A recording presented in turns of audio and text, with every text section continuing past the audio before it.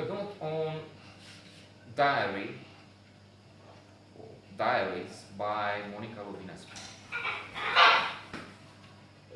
What it is, in fact, it's a journal, Jurnal de Monica Lovinescu, but there are many volumes, so we can either think diary with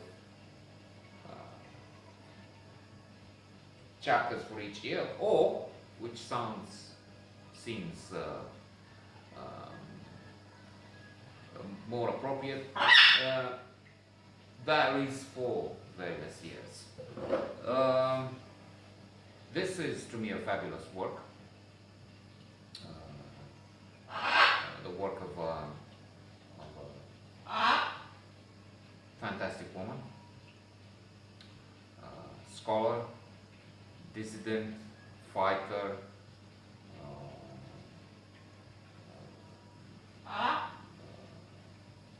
a woman of culture, a woman involved to some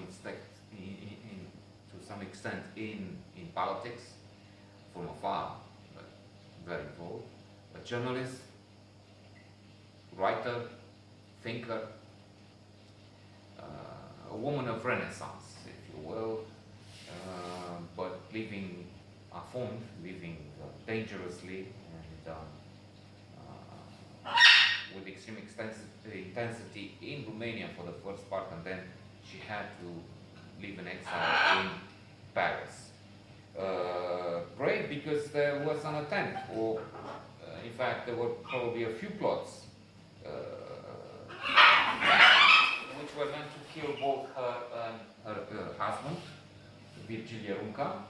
They both worked for a long time for Radio Free Europe, which was broadcasting in Romania for Romania and giving people the real news, telling people what's going on under a communist regime. You only heard propaganda and nonsense on the radio and TV, and this was your lifeline. This was your, Monica Lovinescu speaking. When you heard her, it was like you heard the voice of God, you heard Jehovah.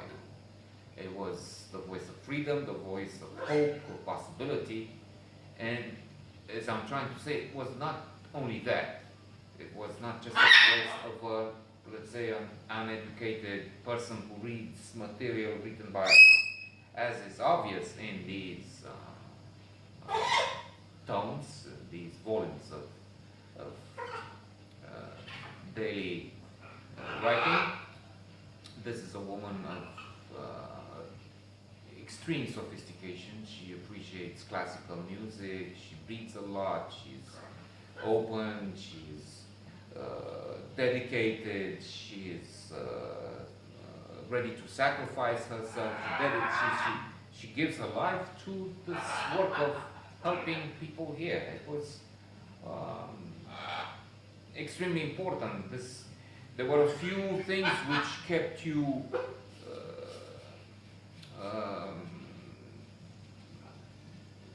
I can't say optimistic. I'm trying to think of a word. You can be optimistic in a labor camp, a big, huge labor camp, in a tyranny. But then there was some hope. There was a light, a glimpse of what can happen, and this was coming from this and the BBC, Voice of America, sometimes, but mainly Free Europe. In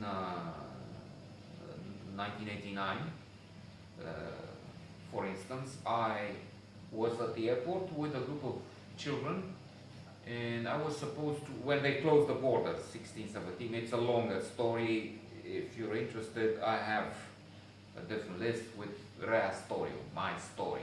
There I have tried to include chapters of my life. But just briefly here, so you can listen to, see all the story there. Here I'm just saying, I didn't know what's going on. The way I learned about the start of the revolution in Timișoara was through people who listened to Fiorot, and then those British children and their professors were informed by their embassy. Somebody from the embassy learned about them being trapped in no man's land at the airport of Bucharest. Ceausescu closed the borders and kept trapped these people in between. They landed, they couldn't get in, they didn't go out for a while. So the embassy came in, told them what's happening, and then I learned from them without Fiorot for a few hours. I was unaware to get anything, because the official propaganda, which is pathetic, I didn't even care about that. Listen, they were saying foreign agents tried to overthrow, blah blah blah, nonsense, lies, bullshit. I will finish with a joke. Question for Radio Yerevan, to let you know one thing.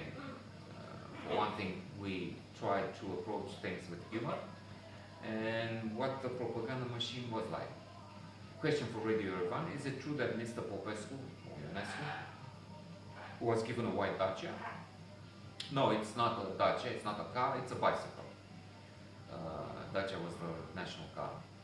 Even now, the car you see most on the roads is Dacia, but now it's produced by Renault. It's not a car, it's a bicycle. And it's not white, it's black. And it was not given to him, it was taken away from him. So, there you go. That's how things worked here.